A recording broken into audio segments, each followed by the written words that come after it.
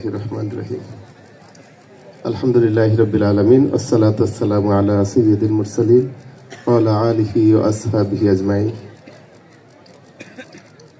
ঢাকাস্থ Bagerhat forum কর্তৃক আয়োজিত আজকের এই মিলন মেলায় সম্মানিত মেহমানবৃন্দ, বাগেরহাট ফোরামের কর্মকর্তাগণ, বাগেরহাট বসবাসকারী বিভিন্ন এলাকার গুণীজন ভাইয়েরা, বাগেরহাট ফোরামের সঙ্গে যারা জড়িত আছেন, বাগেরহাটের প্রাণের মানুষ সকলকে আমি একত্রে সালাম জ্ঞাপন করছি।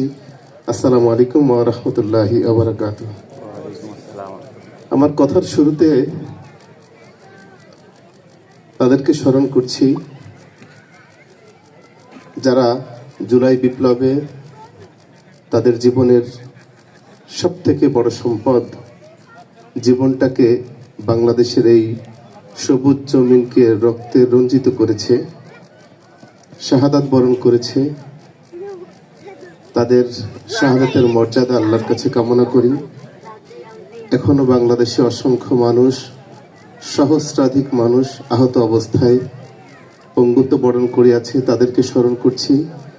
মহান রবের কাছে তাদের জন্য দোয়া করি, রব্বুল আলামিন যারা মৃত্যুবরণ করেছে তাদের মৃত্যুটাকে তুমি শহীদি মৃত্যু হিসেবে কবুল করে নাও।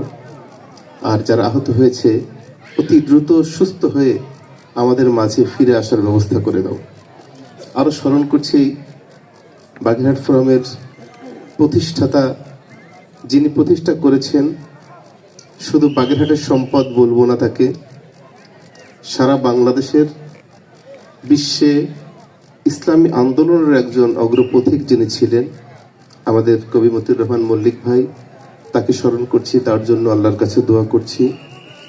সম্মানিত ভাইরা, আজকে বাগেরহাট ফোরাম যে প্ল্যাটফর্মে তৈরি হয়েছে, এটি বাগেরহাটের মানুষদেরকে একত্রিত করার একটি প্ল্যাটফর্ম। বিশেষ করে যারা ইসলামী আন্দোলন, মুসলিম মানুষের কল্যাণে কাজ করে, তাদেরকে একত্রিত করার একটি প্ল্যাটফর্ম। আমরা দীর্ঘদিন ধরে দেখেছি বাগেরহাট ফোরাম বাগেরহাটের মানুষের জন্য অনেক অবদান রাখছে, বাগেরহাটের উন্নয়নের জন্য, বাগেরহাটের মানুষের কল্যাণের জন্য অনেক কাজ করছে। আমরা বাগেরহাটে থেকেও এটা অনুভব করি। বাগেরহাট থেকে যখন কোনো মানুষ ঢাকায় আসে, রাজধানীতে আসে, কোনো সমস্যায় পড়লে, কোনো পরামর্শের জন্য আমরা বাগেরহাট ফোরামের দ্বারস্থ হলে তারা যথাযথভাবে তাকে সহযোগিতা করার চেষ্টা করে। এজন্য আমি ব্যক্তিগতভাবে বাগেরহাট ফোরামের দায়িত্বে যারা রয়েছে তাদেরকে আরও একবার ধন্যবাদ জ্ঞাপন করছি। আমরা বাগেরহাটে যারা রয়েছি, যারা বাগেরহাটের বাইরে নিজেদের প্রয়োজনে, পরিবারের প্রয়োজনে, চাকরি, ব্যবসা, পড়াশোনা, এজন্য রাজধানীতে অবস্থান করেন, আর বাগেরহাটে থেকেও এই কার্যক্রম আমরা যারা পরিচালনা করছি, পড়াশোনার জন্য থেকেছি, পরিবারের জন্য থেকেছি, ব্যবসার জন্য থেকেছি, চাকরির জন্য থেকেছি, আমরা একটি বিষয় মাঝে মাঝে লক্ষ্য করি। বাগেরহাটের মানুষ, বাগেরহাটের যত জনগণ, যে 9টি থানা নিয়ে বাগেরহাট জেলা, বাগেরহাট একটি যেমন জেলা, তার পাশে পিরোজপুর একটি জেলা, গোপালগঞ্জ একটি জেলা, খুলনা একটি জেলা, যদিও খুলনাটা হচ্ছে বিভাগীয় শহর।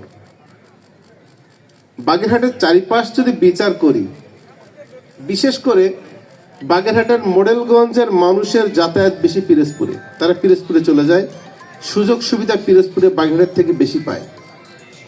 মোল্লাহাট, ফকিরহাট, মোংলার মানুষগুলো কেন যেন বেশি খুলনার দিকে চলে যায় তাদের সুযোগ সুবিধার জন্য। শুধুমাত্র বাগেরহাট শহর কেন্দ্রিক, বাগেরহাট, কচুয়া, এর আশপাশ, রামপাল, এই লোকগুলো বাগেরহাটে চলাফেরা করে। এটা এজন্য বলছি, বাগেরহাট জেলাটা কেন যেন মনে হয় অন্যান্য জেলা থেকে একটু অনুন্নত। আমরা দীর্ঘদিন বাগেরহাট পিছিয়ে আছি কয়েকটা দিক থেকে। সেটা হচ্ছে বাগেরহাটে ভালো মানের কোনো শিক্ষা প্রতিষ্ঠান নেই, ভালো মানের কোনো মেডিকেল কলেজ তো এমনি নেই। বাগেরহাটের শিক্ষা প্রতিষ্ঠানের মধ্যে পাবলিক বিশ্ববিদ্যালয় নেই, ভালো মানের একটি মাদ্রাসা নেই। বাংলাদেশের অনেক জেলায় আমরা দেখতে পারি যে কেন্দ্র ঢাকা, এর থেকে অনেক শাখাগুলো বিভিন্ন জেলায় যায়, কিন্তু বাগেরহাটে যায় না, বাগেরহাটে প্রতিষ্ঠিত হয় না। এই সব দিক মিলিয়ে আমরা বাগেরহাটটা আসলেই কেন যেন একটু অবহেলিত, এবং পিছিয়ে পড়ার জনগোষ্ঠীদের মধ্যে। এজন্য বাগেরহাট ফোরামের মাধ্যমে আমি এই কথাটি বলতে চাই, কারণ আমার বিশ্বাস বাগেরহাট ফোরামের সঙ্গে বাংলাদেশের অনেক এলিট পার্সনের সম্পর্ক রয়েছে, তাদের সঙ্গে সম্পৃক্ত রয়েছে এবং বাগেরহাটকে তারা মন প্রাণ দিয়ে ভালোবাসে, বাগেরহাটে কিছু করতেও চায়।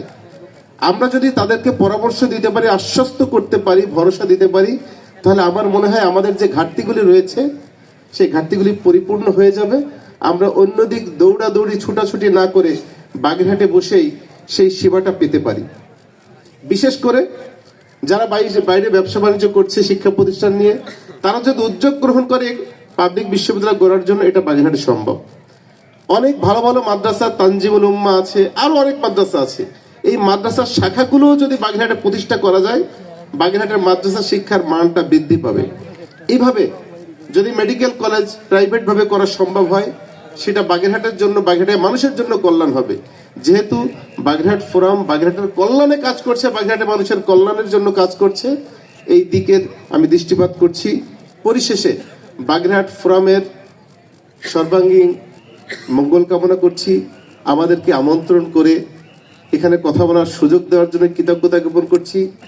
আজকের এই প্রোগ্রামে সবাই অংশগ্রহণ করার জন্য আমার পক্ষ থেকে সবাইকে ধন্যবাদ জ্ঞাপন করে আমার সংক্ষিপ্ত বক্তব্য শেষ করছি। আসসালামু আলাইকুম ওয়া রাহমাতুল্লাহি ওয়া বারাকাতুহু।